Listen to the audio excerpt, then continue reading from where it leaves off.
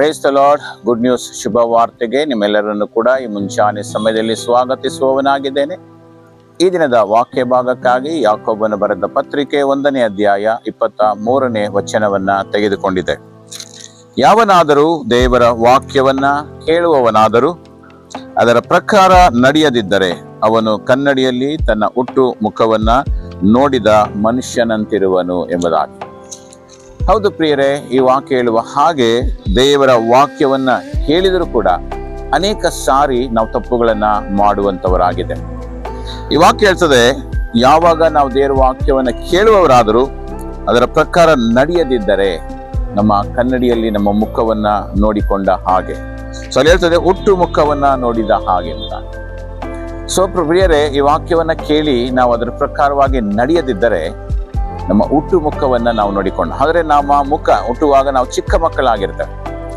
ಈಗ ನನ್ನ ವಯಸ್ಸು 15 ಅಥವಾ 25, 30 ಆಗಿದ್ರು ಕೂಡ ನನ್ನ ಮುಖ ಬದಲಾವಣೆಗಳು ಚೇಂಜ್ ಆಗಿರುತ್ತೆ, ನನ್ನ ಮುಖದ ಆಕಾರಗಳು ಚೇಂಜ್ ಆಗಿರುತ್ತೆ.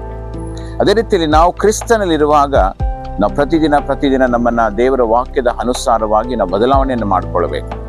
ಸೊ ದೇವರ ವಾಕ್ಯವನ್ನ ಕೇಳಿ ಕೂಡ ನಾವು ಬದಲಾವಣೆ ಆಗದಿದ್ದರೆ ನಾವು ಚಿಕ್ಕ ಮಕ್ಕಳ ಒಂದು ಮುಖವನ್ನ ಕನ್ನಡಿಯಲ್ಲಿ ನೋಡಿಕೊಂಡ ಹಾಗೆ. ಅಂದ್ರೆ ನಾನೇನು ಬದಲಾವಣೆ ಆಗಿಲ್ಲ, ನನ್ನನ್ನೇನು ವ್ಯತ್ಯಾಸ ಆಗಿಲ್ಲ, ನನ್ನ ಆಕಾರ ಬದಲಾವಣೆ ಆಗಿಲ್ಲ ಎಂಬ ಒಂದು ಗುರುತು ನಾವು ಕಾಣಿಸಲ್ಪಟ್ಟಂತೆ ಪ್ರಿಯರೇ.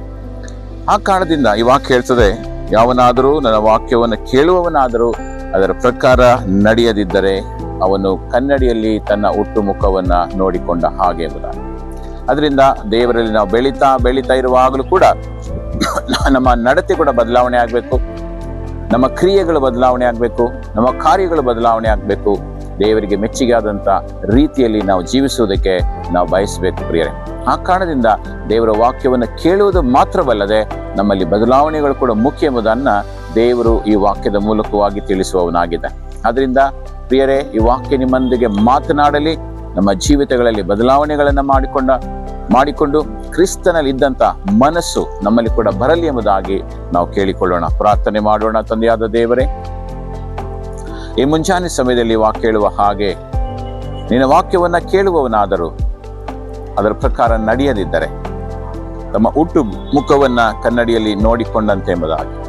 ಹೌದು ಪ್ರಿಯರೇ, ಕ್ರಿಸ್ತನಲ್ಲಿ ನಾವು ಇದ್ದರೆ ನೂತನ ಸೃಷ್ಟಿ ಎಂಬುದಾಗಿ ನಿನ್ನ ವಾಕ್ಯ ಹೇಳುವ ಪ್ರಕಾರ ಪ್ರತಿದಿನ ನಿನ್ನ ವಾಕ್ಯಗಳು ನಮ್ಮನ್ನ ತಿದ್ದಿ ನಡೆಸಲಿ, ನಮ್ಮಲ್ಲಿ ಬದಲಾವಣೆಗಳು ತರಲಿ, ನಿನಗೆ ಮೆಚ್ಚುಗೆಯಾದಂಥ ಜೀವಿತವನ್ನ ಜೀವಿಸುವುದಕ್ಕೆ ಸಹಾಯ ಮಾಡಿ ನಡೆಸು. ನೀನು ಮಹಿಮೆ ಹೊಂದಿಕೋ. ಪ್ರಾರ್ಥನೆ ಕೇಳಿದಕ್ಕಾಗಿ ಸ್ತೋತ್ರ. ಯೇಸು ನಾಮದಲ್ಲಿ ಪ್ರಾರ್ಥಿಸಿ ಬೇಡಿ ಹೊಂದಿದ್ದೇವೆ ನಮ್ಮ ತಂದೆಯಾದ ದೇವರೇ, ಆಮೇನ್.